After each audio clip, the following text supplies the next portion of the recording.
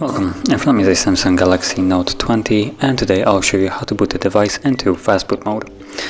Now to get started, let's power off the device. And once it shuts off, you want to hold power key and volume up. So power, volume up. This will take us to the recovery mode.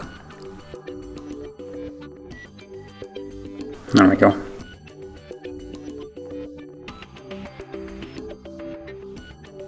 Okay, so as you can see, we're now in recovery mode, and from here, using volume keys, you want to select reboot to bootloader and press power key to confirm it. And this will take us to Fastboot Mode.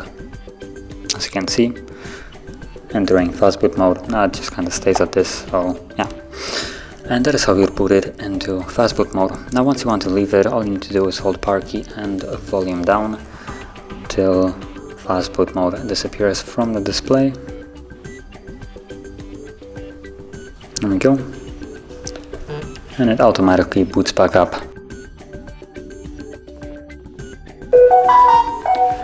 And there we go, as you can see, we're now back in Android. So, if you found this video helpful, don't forget to like, subscribe, and thanks for watching.